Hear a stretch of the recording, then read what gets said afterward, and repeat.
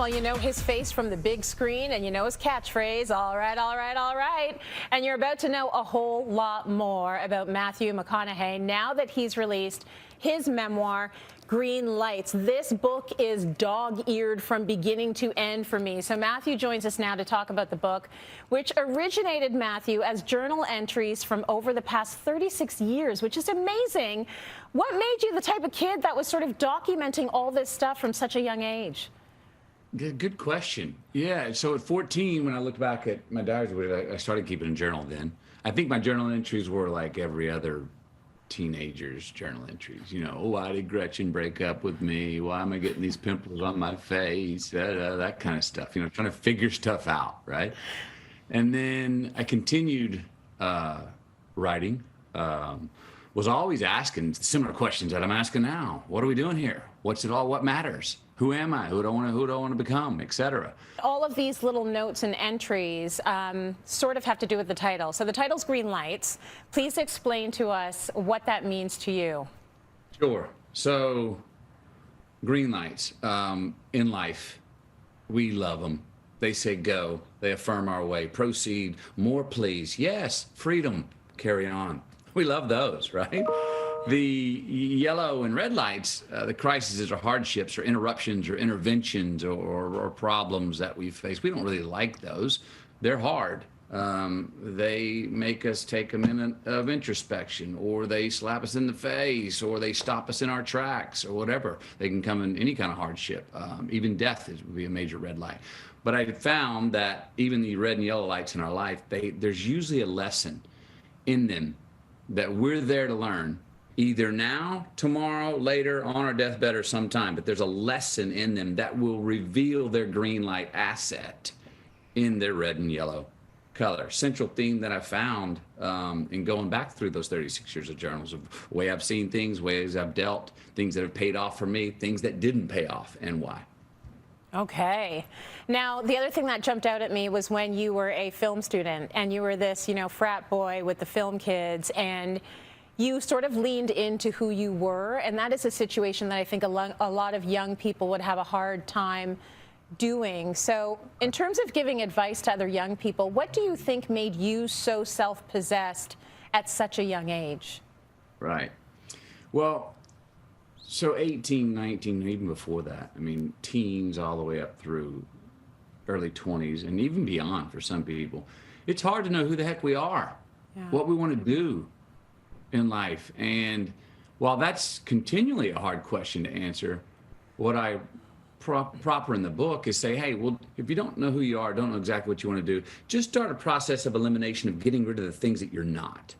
And just canceling those things out, those people, those places, those things you do that really don't seem to pay you back, that give you a proverbial hangover the next day, or don't make you feel too good about who you are. If you get rid of enough of those, by sheer mathematics, you end up in front of you with more options of things that will lead you to be, that will fill you up and lead you to be more of who you are and your true self. Also, you know, youngsters, I didn't know what I wanted to do. I found what I wanted to do. I was going to go to law school. I went in the right bar, the right time, introduced myself to the right person, and got cast in a film that I thought may be one day's work and be a little hobby in 1992, and I never acted again. And here I sit 28 years later, and it's a career that I love.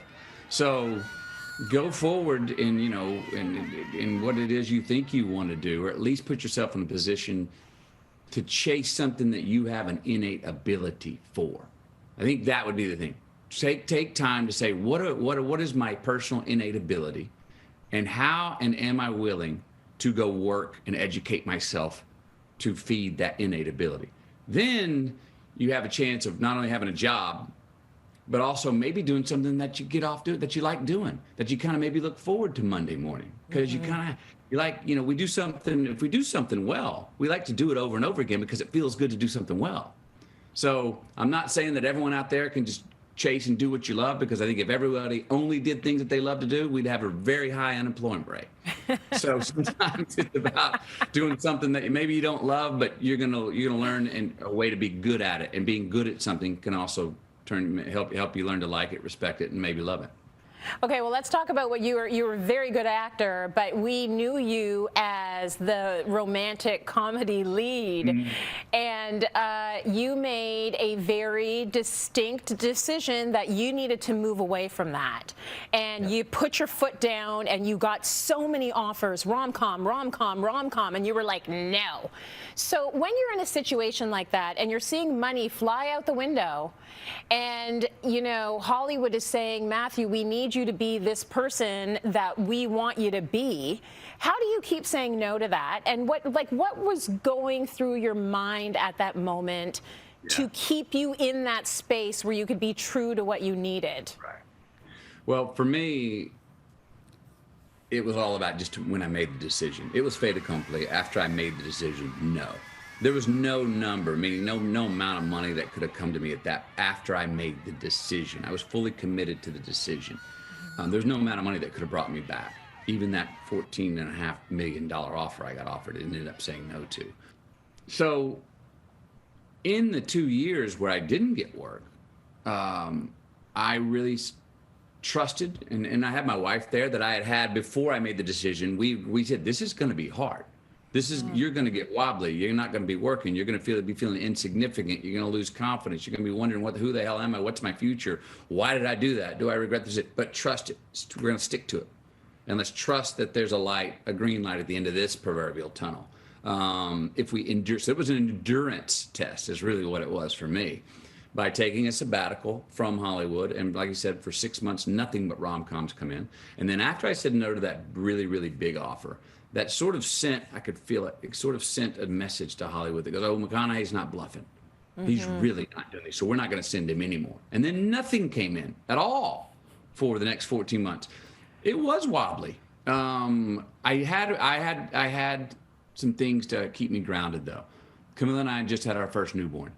So to have be a father to my first child coming into my life, anytime where I'd be getting lost and wondering, what am I doing? I need work. I could look at my son and go, remember, every hour, every minute is the first time for this young being. So just if you concentrate on raising your son, your child, you can't go wrong. Meaning it was one of those things that was like, you can't do that too much. Yeah. So enjoyed this time. I did entertain other vocations, though. I thought maybe I would never go back to Hollywood again. I thought about becoming a high school football coach. Thought about becoming a fourth grade teacher. Thought about becoming a wildlife guide. Thought about being an orchestral conductor. So I was thinking about, okay, I may never go back to Hollywood.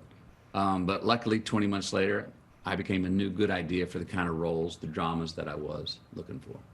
Amazing. Incredible that you stuck to your guns. I want to talk to you about marriage now, because I know you saw your parents get married and divorced and married and divorced. And I'm wondering how that has sort of affected your perception on marriage right now. Has it affected the way you're a husband? I think so. Look, my mom and dad lived a very wonderful, passionate, rocky relationship. As you said, divorced twice, married 3 times. That's a pretty good example of can't live with you, can't live without you. But it ends with can't live without you. Married 3 times, divorced twice. So, you know, Camilla's parents were the opposite end of the inverse of that. They were married twice, divorced 3 times. Oh. So here we come together, and our example has been parents that could live with each other and couldn't live without each other and couldn't live with each other. So we saw 2 marriages that on one hand you could say, oh, they weren't really stable. On the other hand, you were like, damn, they didn't go marry anybody else after they were divorced. They just had to come back and marry themselves. Boy, look at the passion. Look at the love that's through that. And is it ideal? Maybe not, but what is ideal? So we came in, and I wouldn't say we were trepidatious about marriage, but we were both going, okay, what example, how can we break the chain? Because I'd like to do it one time. And she was like, I'd like to do it one time too. And so we really studied and took our time and prayed and meditated and talked to people that had successful marriages about what was it. And so far, you know, we've been together 15 years. Wow. Married, I think 8 now coming on. And so far, so good. You know, great thing about marriage is that for the first time I know for me in my life, in a relationship with a woman, you can stumble, but you go, oh, I'm not going to fall. You know, okay, it is hard work. You can fall down and go, okay, yeah, we fell down, but let's get back up. We're still in this thing. We're committed to it. You know, instead of it being like you stumble and you go, uh-oh, is this the beginning of the end? You know what I mean? You know what I mean? You stumble and you go, no, I'm committed for the right reasons. We're committed to each other for the right reasons, for all of ourselves, for all of her and all of me. And so let's do this. And that's the good work to do. Thank you so much for joining us on Cityline, Matthew. So his memoir, Green Lights, is out now. I know we talked about a lot. There is so much more in this book. So if you like him, you will love him by the end of this book. Matthew, thank you so much. I really enjoyed that. Thank you. So good to have you.